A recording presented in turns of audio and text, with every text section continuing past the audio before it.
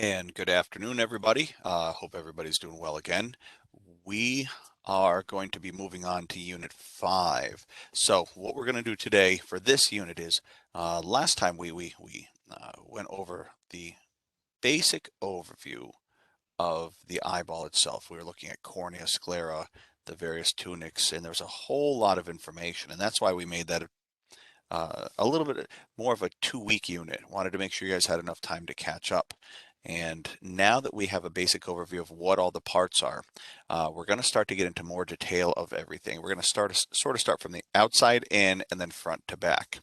And what I mean by the outside in, we looked at the eyeball, we looked at the sclera, we looked at some of the extraocular muscles, especially in uh, our lab exercise. That Anatomy TV, if you use it the right way, is pretty darn cool in terms of being able to visualize. We used to have a lot of black and white diagrams, illustrations.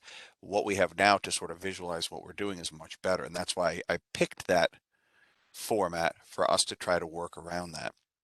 So I'm going to try to share my screen, and I believe this should work. I don't normally do it here at school, but this is the Microsoft PowerPoint. There we go. And so we'll open this up. And here we go. So this should be what you guys are looking at. So again, protecting the eye. What we did now is, instead of just looking at the eyeball in a vacuum, what we're going to do now is it just doesn't sit there. We want to look at where it's hiding out, how it's protected. And so how do we protect the eye? Since we covered the general overview, and we will delve deeper, well, let's take a look at those associated structures. Now, how do we protect the eye?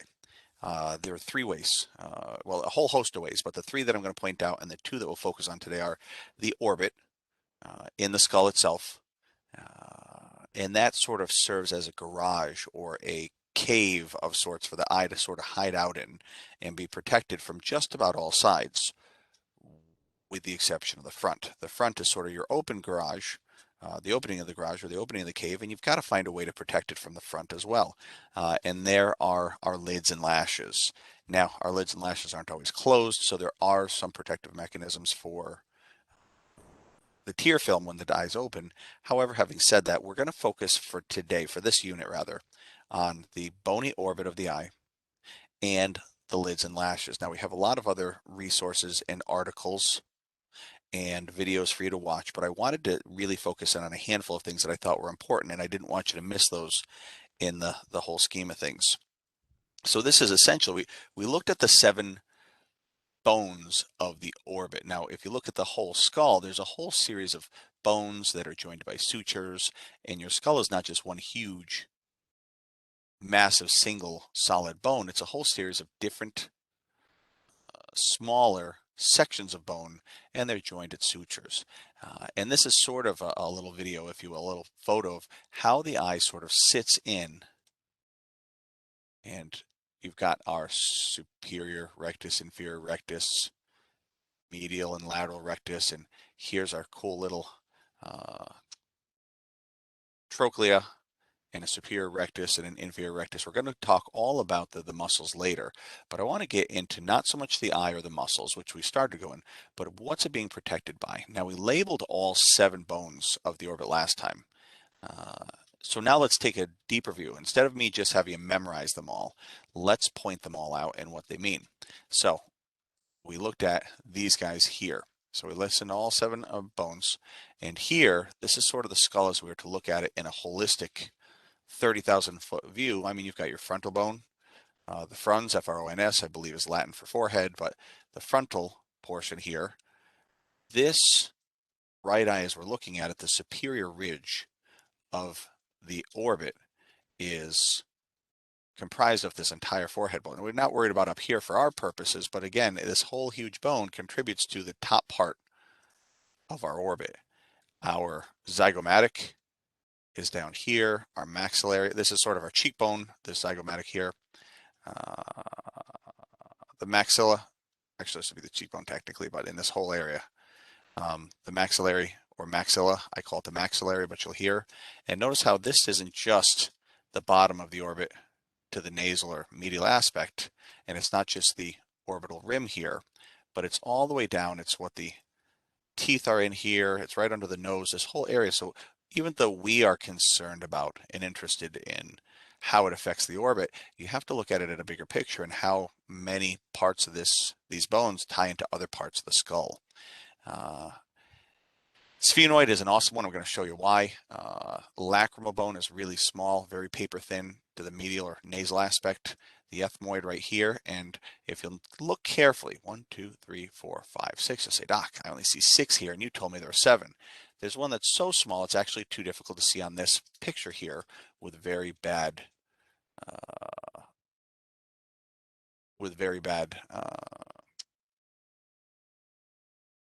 detail, if you will.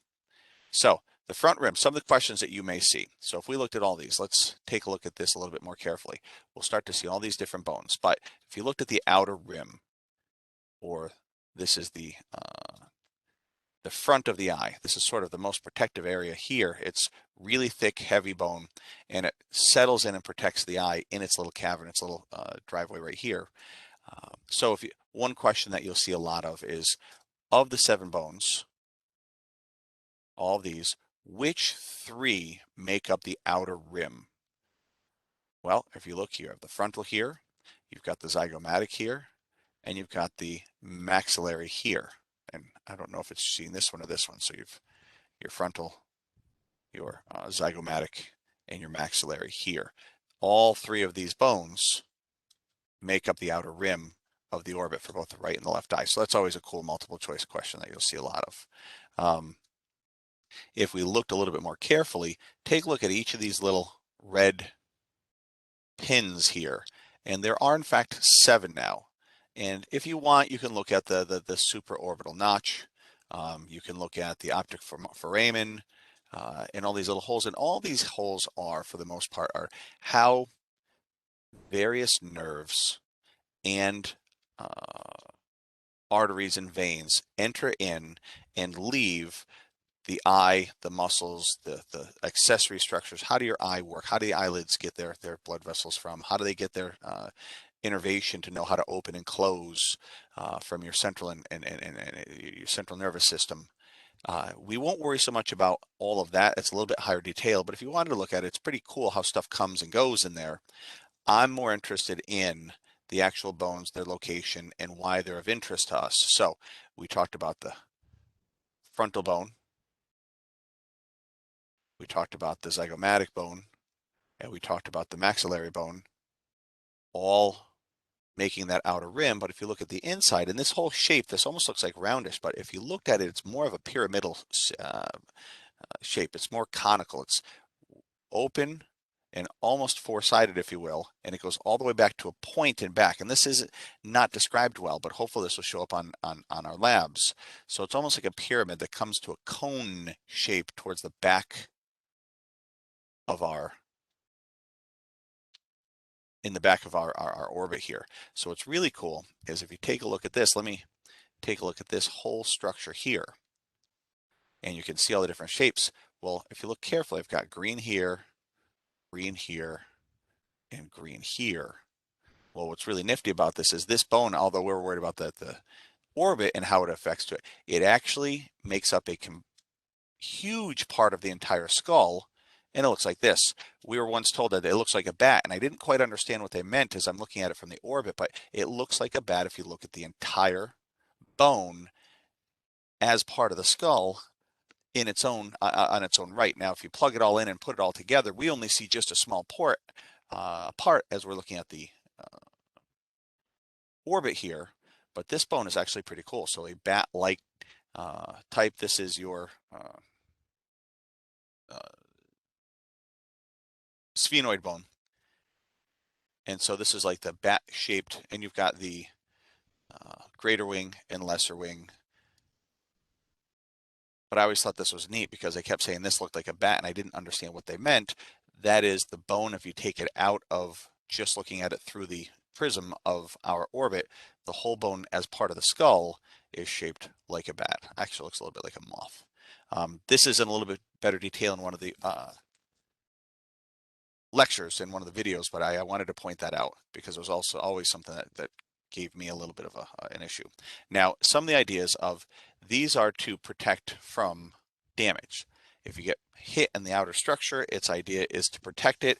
That way, most of the brunt of the force is picked up by the outer rim of your orbit, and it's surrounded by the protection of your skull. But every once in a while, you take a shot, and you could actually hit and have an eye injury.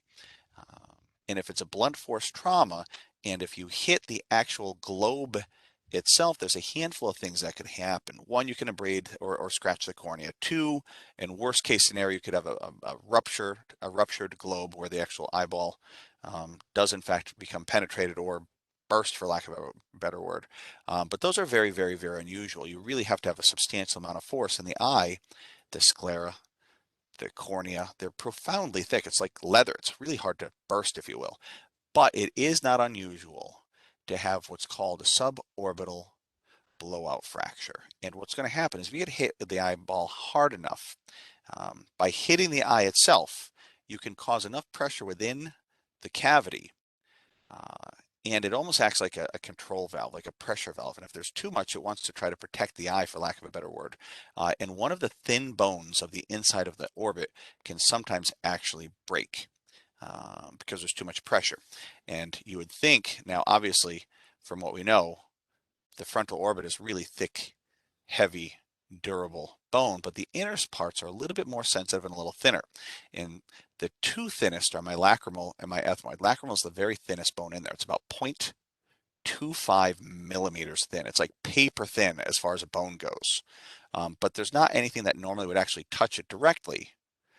So it can't be generally directly broken, but it can be indirectly broken by pressure on the globe itself that will then, in fact, put pressure on the bone, and then it could break. Oddly enough, though, and these are called indirect orbital floor fractures or blowout fractures. And if you get hit by a baseball, if you get hit by a tennis ball, if you're playing, if you get hit in the eye with a fist or an airbag or a dashboard, it can sometimes hit the front of the globe and sort of put enough pressure on there that the bones will break and sort of act as a release valve. Now, it's interesting as well. You'd think, again, the orbital rim bones are the most dense, and the medial wall, ethmoid and lacrimal, tend to be the thinnest, but shockingly enough, those aren't the ones that tend to break.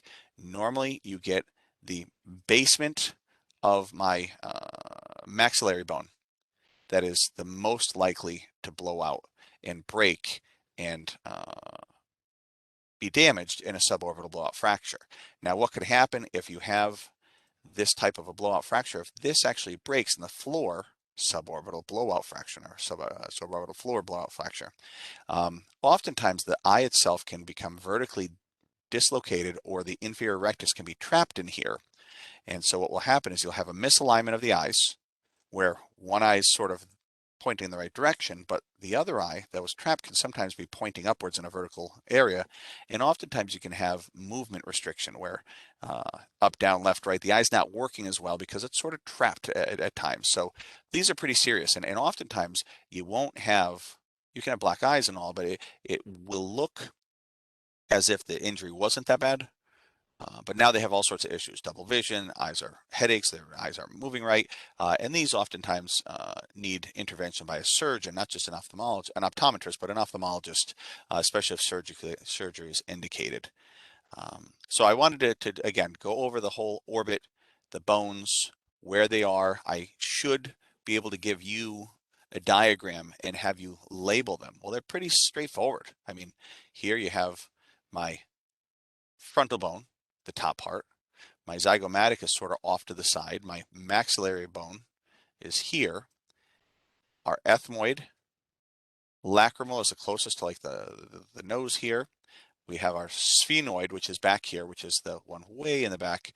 And then itty bitty bitty bitty, this very, very smallest one is the palatine. So some questions I could ask you are, what three bones make up the orbital rim?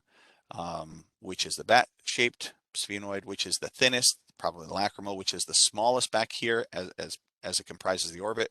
The palatine, again, I want you to be familiar with location, size, relative size, and some of the other more important parts. Now, let's switch over to the eye in terms of as we're looking at it.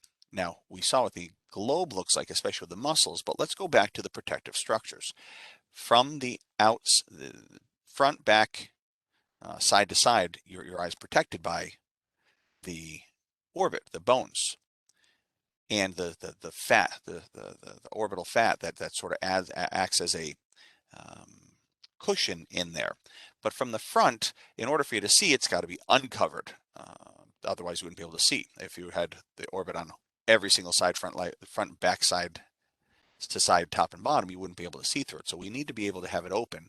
And that's why we have protective mechanisms in the front sixth of the eye. And this is why we have eyelids and eyelashes. So what are some sort of ideas that we're looking at? The superior, obviously the eyebrow is up here. The superior eyelid, we call that the palpebra. The inferior eyelid, or the inferior palpebra. These are our lids, upper lid, lower lid, upper palpebra, lower palpebra. You guys know exactly what the pupil is at this point, and the iris, those are self-evident. The white part of your eye on either side is called the sclera, and that's the structure, the foundation, that's the leather-like protective structure. And we will get into that a little bit more detail, but if you touch the very top, it's actually covered by a very, very thin, transparent film, and that's called the conjunctiva. And you can sort of pull on it, move it a little bit, and the underlying structure is the sclera, but the overlying film is called the conjunctiva. The conjunctiva that is over the eye is called the bulbar conjunctiva. The globe, the bulbar portion of the eye, the eyeball itself. The bulbar conjunctiva is that part of the thin film that overlies the sclera here. Eyelashes, as we call them, well, they're called cilia. A cilium is singular, cilia is plural. We have right where the upper lid and lower lid meet, that's called the canthus, and there's one laterally by your ear, temporally. This is my lateral canthus. I've got a medial canthus, outer, inner. And then there's this little fleshy part, if you look carefully, and I don't like this picture real well, but the little fleshy knob here is what's called the caruncle. So if I show you a picture, and we'll get into the drainage and the lacrimal status a little bit later, there's a little, what's called a puncta right here, superior and inferior, but we'll get to that in a little bit when we get to drainage. If I show you an eye, I can always ask you whether it's a right or a left. You find that little fleshy bump and it's always nasal. So this here, just looking at it, if you had no eyebrow, if you had no idea, if you saw a little caruncle, we'd know looking at this, looking at us, this is the eye, the right eye. The opening from the top to the bottom, upper lid to lower lid, upper palpebra to lower palpebra. This is called the palpebral fissure or palpebral aperture. And everybody's are a little different. You could have the same size iris from side to side, but you may have someone who's got a squintier eye. You may have somebody who's got a deeper eye. Some elderly folks, people in my family, they have very, very lower lids. This is why in ophthalmic optics, you guys are always told to fit to the lower limbus, not the lower lid, because some people's lower lid is a little higher relative to their pupil, and some are much lower relative to their pupil. But the actual difference, and this is going to be important for contact lenses, is the difference between top and bottom is the vertical palpebral fissure, vertical palpebral aperture, but essentially it's how wide open the eye is top to bottom. There's another value from edge to edge of the cornea. If you were to measure this in millimeters, this is what we call, it's essentially the corneal width, but we call it the HVID, the horizontal visible iris diameter. And the last part I'll point out here is the round circle that sort of is right where the cornea and the sclera meet. That is called our limbus. And so that's our limbus, and this is everything that I would want you to look at in terms of the front facing. We haven't covered the upper and lower puncta, but we'll get into that when we get into the tear production and drainage. Muscles, muscles, muscles. This is all the muscles on a skull. If you peeled it all away, we've got facial expressions. That's why you smile, you laugh, you curl your furrow your brow, etc., etc. But we're not going to look at everything here. The only ones I really want are this here. If you see these muscles, these little striations, if you will. These, if they tighten, if they constrict, they pull together, and it's actually going to make it shorter. And these orbicularis oculi, superior and inferior, are the muscles that close your eye. So the orbicularis oculi close your eyes. This here, if we strip this farther away, just have to do, as we strip this away, this is another picture where you can see the inferior orbicularis oculi, and this is what closes the eye. But if you look above to this top tarsus, this little plate here, this muscle that's coming up, this is called the levator palpebrae superioris muscle. Now it sounds pretty long, but levator, lift, raise, palpebra, the eyelid, superioris, top lid muscle. So, I mean, if you just put it all together, it makes sense. So this is one of the eyes that, this is the muscle that's actually going to lift and open the upper eyelid. This is a cross section of the eye, the muscles, but I'm not interested so much in the eye and the muscles. So we're going to actually block that out so it's less confusing.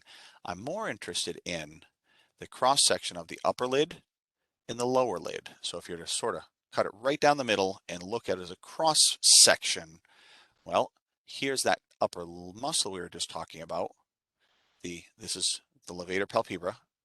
This lifts the upper lid when it constricts. When it constricts, it gets shorter, and it's actually going to pull up on the upper lid. There is a separate adjacent muscle called the superior tarsal muscle, or also called Mueller's muscle. This helps keep your eye open because oftentimes we have skeletal versus smooth. We learned that earlier. The skeletal is how you can actively use it yourself. The smooth is autonomic. You don't do it willingly, it just does. So this is what keeps your upper lid raised. I will go over roof and ROOF and SOOF. This is retroobicularis oculi fat. Well, if you look at these little structures here and these structures here, we just saw how the orbicularis oculi looks here. Well, if we're doing a cross section,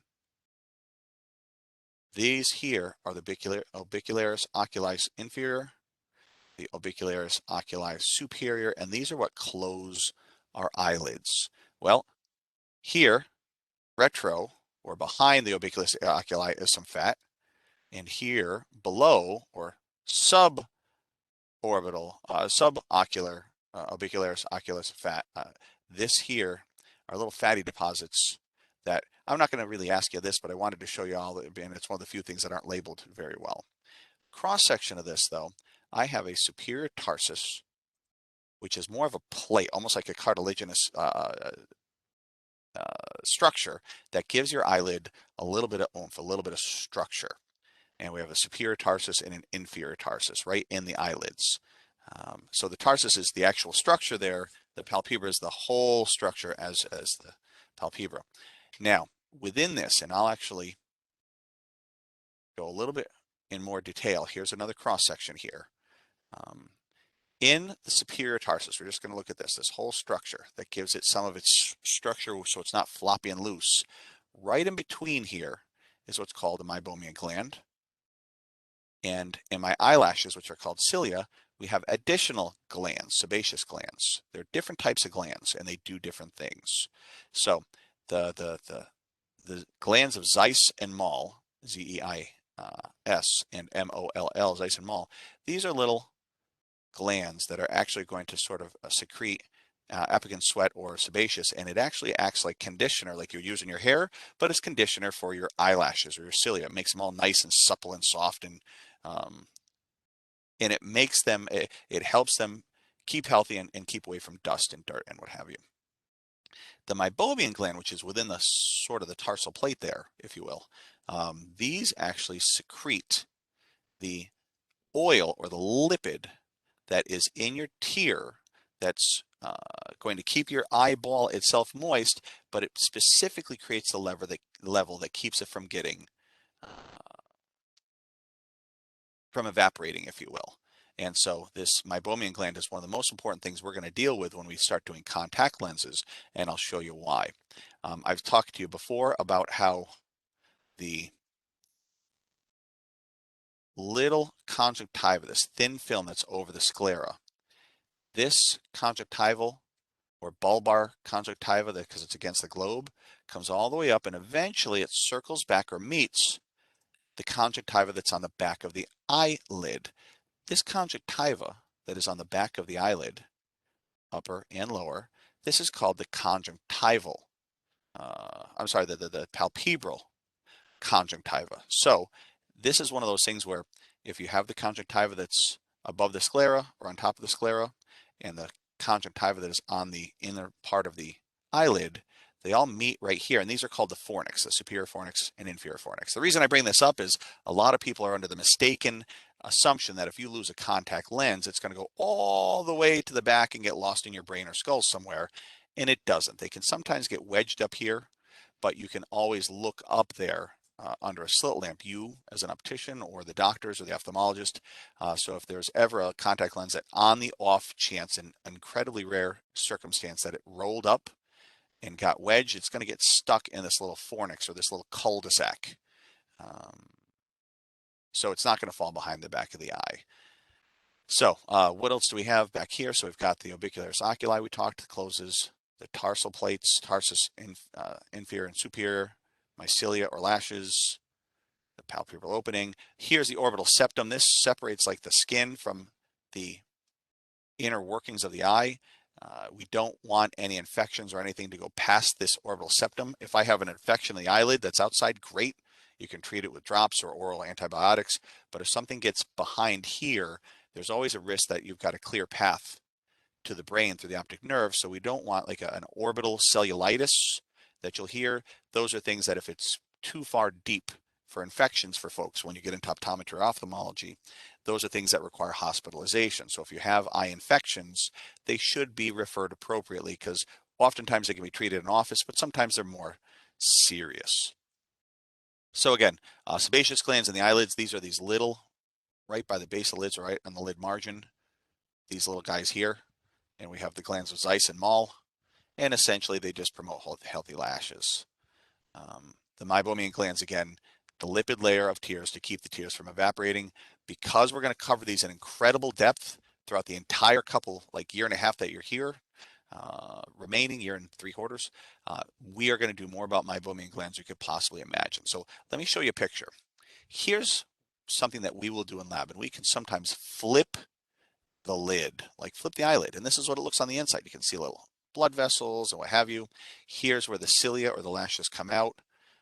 It's difficult to sort of envision, but they're little pores along the edge of this lid margin, and this is where the meibomian glands will actually release their little lipid layer. They're like little spigots. They're like little holes, and it comes right out there. Well, the reason I wanted to show you this, and as you can see the globe, you could almost picture, and here you'd see the upper fornix if you were able to look back enough far enough there. So again, you're not going to lose anything behind the eye. But I wanted to show you some abnormalities. So if you looked at the inside, if we look here, these meibomian glands are right against the inside. The meibomian glands are right on the inside, and they're almost adjacent to this palpebral conjunctiva. So if I flip this lid, I'll almost be able to visualize them. And we have the ability to flip this and use a special type of filter, and this is what a meibomian gland looks like. From the inside, we flipped the lid and used a special filter and taken a photograph, and you can actually see the gland span the entire distance, and it pops right out, and this is where the little opening is, and this is where the part of our tear lens that is an oil base that keeps the tear from evaporating, this is what it looks like. They should look nice and healthy. They should be a lot of them. They should go the entire length of the depth of the eyelid. But with some folks with what's called dry eye disease, they start to be damaged. And if I show you another picture, here's some pretty healthy ones, and then fewer, not as big, and these are in big trouble. And these guys here, notice how there's almost none here, and the ones that are there, there's nothing left to them. This is somebody whose tear film is not going to create or be have the right consistency or makeup So understanding what the meibomian gland is, where it's located, will start to help us understand how people can have dry eye and how that may affect successful or safe contact lens wear. Again, it should be nice and flat like this picture, but sometimes we have allergies or inflammation or overwear of contacts and it starts getting bumpy. We call this giant papillary conjunctivitis. And this is often contact lens overwear. People who sleep in them don't clean them properly, overwear them. And what will happen is the under part of this will get a little annoyed and a little inflamed, and then it secretes debris. It secretes something that'll attach to the lens. The lens gets bumpier. The bumpier lens irritates us more, and this is terrible circle that gets it worse and worse and worse. Allergies contribute to this as well, seasonal allergies, contact lens wear. So giant papillary conjunctivitis, this is that inner part of the inside of the upper lid. So we're going to hold it off on there. This is what I wanted to cover really briefly. I think we got not too bad. What do we get? Record. 30 minutes. I always try to keep it at about 30 minutes. So this is almost exactly what I wanted. So I'll put these slides up. I want you to watch this video, read the articles, and then watch some of the attached videos. We're covering orbit, where they are, and then structures and parts of the eyelid or the protection. These are the protecting mechanisms of our eye. So that's going to be this unit, and I'm going to wrap it up for me for this one here. And then we'll post homework not too long from now, and then we'll give you your due date. So if you have any questions, shoot me an email. Apparently I missed a few of the Blackboard requests, so just give me an email. If I don't get back to you in one day from a Blackboard, shoot me an email via the school email. I'll get back to you much quicker that way. Thanks, guys, and we'll talk to you in a bit.